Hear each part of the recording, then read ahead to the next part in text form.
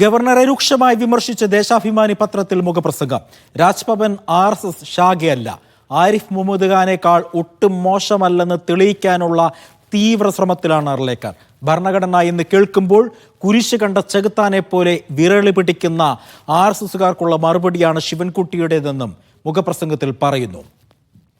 Sijo V ജോണുണ്ട് വിവരങ്ങൾ നൽകാനായി. Sijo V John, സർക്കാരും ഗവർണറും രണ്ട് തട്ടിലേക്ക് നിൽക്കുന്നു. ഗവർണർക്കെതിരെ രൂക്ഷമായ വിമർശനവുമായി CPM സംസ്ഥാന സെക്രട്ടറി അടക്കം രംഗത്ത് വന്ന സാഹചര്യം. ദേശാഭിമാനിയിലെ ലേഖനത്തിൽ മുഖപ്രസംഗത്തിൽ ഗവർണർക്കെതിരെ എന്താണ് പറയുന്നത്? സർക്കാരും രാജ്ഭവനും തമ്മിലുള്ള ഏറ്റുമുട്ടൽ തുടരുന്നതിനിടെയാണ് ഗവർണർ അർലേക്കറെ രൂക്ഷമായി വിമർശിച്ചുകൊണ്ട് ദേശാഭിമാനി മുഖപ്രസംഗം പറയുന്നത്. മുഖപ്രസംഗത്തിൽ രാജ്ഭവൻ RSSന്റെ ശാഖയല്ല എന്നുള്ള കാര്യം ഗവർണറെ ഓർമ്മപ്പെടുത്തുകയാണ് ചെയ്യുന്നത്. അതോടൊപ്പം തന്നെ ഗവർണർ ഭരണഘടനയെ പരസ്യമായി വെല്ലുവിളിക്കുകയാണ്. RSSന്റെ പ്രത്യയശാസ്ത്രം പ്രചരിപ്പിക്കാൻ രാജ്ഭവനെ വേദിയാക്കി മാറ്റുന്നുവെന്ന് മുഖപ്രസംഗത്തിൽ പറയുന്നു.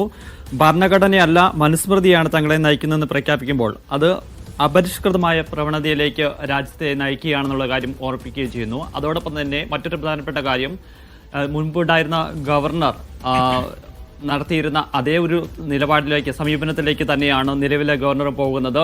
പരസ്യമായി വെല്ലുവിളിക്കുന്ന ഒരു സമീപനത്തിലേക്കായിരുന്നു ആരിഫ് മുഹമ്മദ് ഖാൻ പോയിരുന്നത്. അതേ സമീപനത്തിലേക്ക് തന്നെയാണ് നിലവിലെ ഗവർണർ പോകുന്നതെന്നൊരു സൂചനയും നൽകുകയും ചെയ്യുന്നു.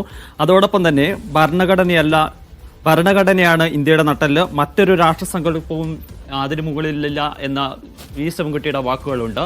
അതാണ് കൃത്യമായ ഒരു RSSനുള്ള ഒരു മറുപടി എന്നുള്ള കാര്യം ഈ മുഖപ്രസംഗത്തിൽ ഓർപ്പിക്കുകയും ചെയ്യുന്നുണ്ട്. എന്തായാലും ഈ പോര് തുടരുന്നതിനിടെയാണ് ദേശാഭിമാനി അതിരൂക്ഷമായി വിമർശിച്ചുകൊണ്ട്, ഗവർണറെ വിമർശിച്ചുകൊണ്ടും അതോടൊപ്പം തന്നെ വി ശിവൻകുട്ടിയെ പുകഴ്ത്തിക്കൊണ്ടുമുള്ള മുഖപ്രസംഗം എഴുതിയിരിക്കുന്നത്. ശരി.